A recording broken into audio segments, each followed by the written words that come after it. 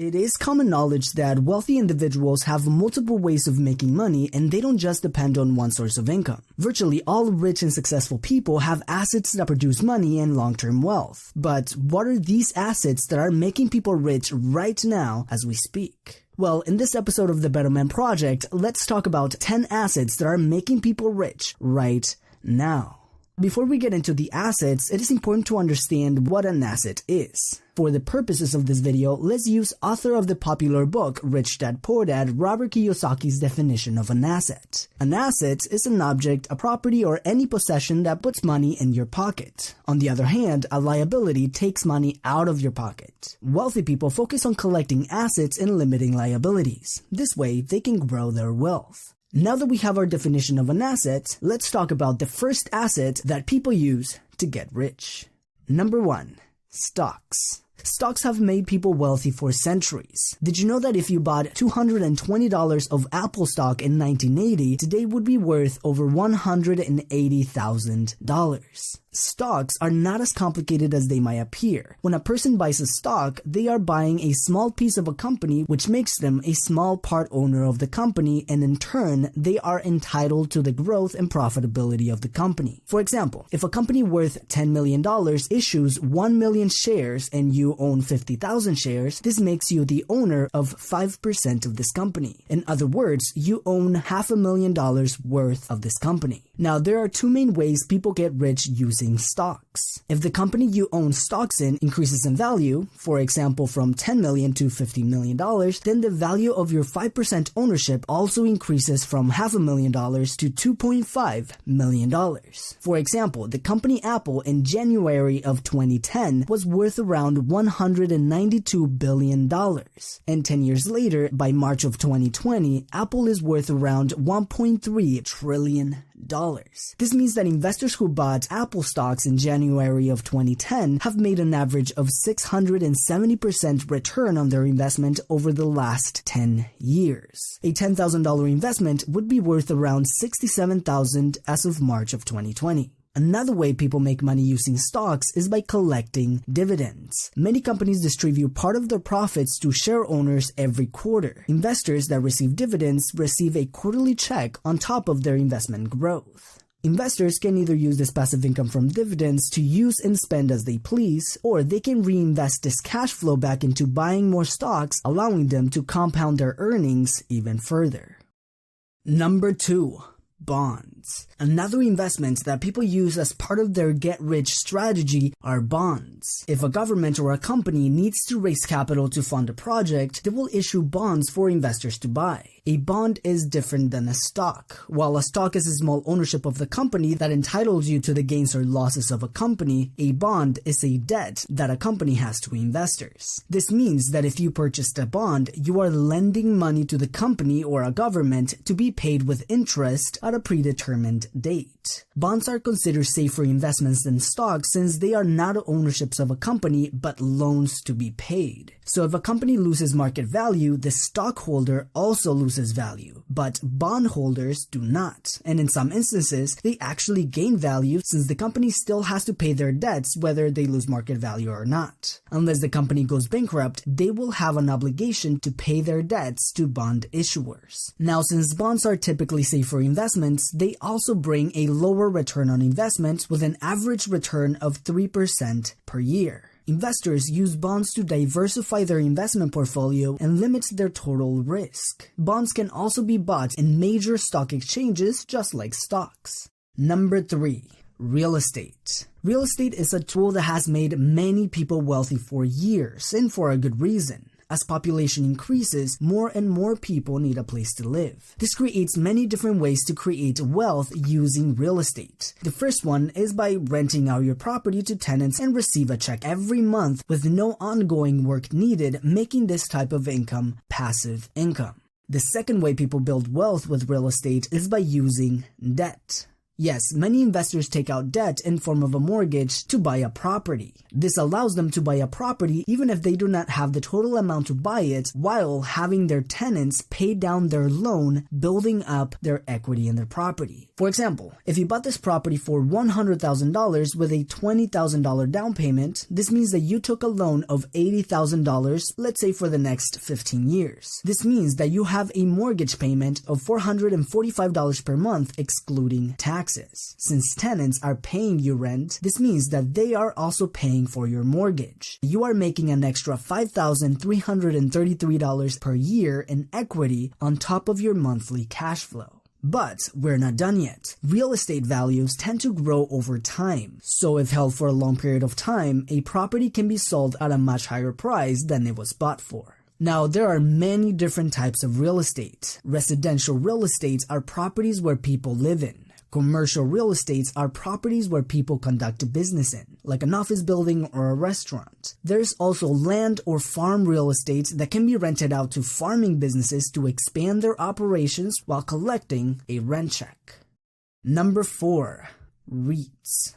Now, if real estate sounds good, but we don't want to deal with all the management and the logistics of owning real estate, then a REIT can be a good option for investors. This stands for Real Estate Investment Trust, which is a company that owns and operates real estate where investors can buy shares and receive dividends. A REIT is similar to a stock. When an investor buys a REIT, they are buying a share of a company that owns and manages real estate properties. This company collects the cash flow generated from the properties and distributes their earnings to their shareholders as dividends. Real estate investment trusts can also be bought and sold in major public exchanges such as the New York Stock Exchange or the Nasdaq, making it easier to buy and sell. Number 5. Businesses. One of the biggest ways people are making money as we speak is through building their own businesses. Now, for most people, starting and scaling a business is not a passive way of earning money. Building and scaling a business takes a lot of work, but if done right, we can systemize this business to be more passive, turning this business into a passive income asset. Number 6. Index funds. We talked about stocks earlier and how many people have become wealthy using them, but this type of asset takes it a little further. Just as we can make money with stocks, we can also lose money with stocks, and buying individual stocks can be quite risky. See, no one can really predict what the market will do, and unless you are a master investor like Warren Buffett or Ray Dalio, chances are trying to predict how one specific company will perform is a risky move. This is why index funds are an asset on their own. Index funds are types of mutual funds that match or track a section of the financial market, like the S&P 500, which tracks the 500 biggest companies in the US. This means that if one company loses 20% of their value, your overall investment doesn't. The benefits of an index fund are, number 1, instant diversification. Since you are buying not just one company but a whole sector of the market, your investment is safer than if you put all of your money in one company. And number 2, low operating expenses. Since this type of fund follows a sector of the market, it doesn't require any active management. This means no management fees that eat up your profits. Here's a list of some of the most popular index funds with low operating costs. Now, these are in no particular order, and as always, do your research and or consult with a good financial advisor before making investment decisions. Number 7, patents or trademarks. If you have an invention that you think can be potentially lucrative, you can file for a patent to protect your invention, and companies will have to pay you to use your invention. This could be an idea, a product, or a software. If your invention has marketable value, you can license your patent to companies and make residual income from it. Have you ever heard of this Linky? This simple little invention has made around $3 billion in profits. Same with the Furby. This little patented idea made around $500 million per year at its peak. The Cushbo patent, invented by Scott Stillinger in the 1980s, was sold to Hasbro for $100 million. Now, trademarks are a little different. Trademarks protect other properties such as logos, names, and even phrases. There are many popular catchphrases that are trademarked. For example, this phrase that you can see on the screen was trademarked by Disney and cannot be used commercially by any other company without cutting Disney a check. Number 8, digital products. Digital products are becoming a massive asset for any business or individual. Have you ever noticed how some of the biggest celebrity entrepreneurs, people like Damon John for example, are getting into the digital information business? This is because digital products are highly profitable assets. This is something that you can create once and profit from it day in and day out in a passive way. Now, there's a variety of different types of digital products. For example, let's say that my friend Tom here is a filmmaker. There are many different digital assets that he can create to add income to his business. For example, if other filmmakers like the way he uses color, he can create a preset for his color grading styles for other filmmakers to use. He can also create music, stock footage, or sounds that he can sell to other creators. As a filmmaker, he can create plugins to make editing easier for other creators. He can also create a training course teaching others his process of producing films. And just like that, Tom now has 6 digital products that can generate him money on top of his filmmaking business even if he's not actively there. Number 9.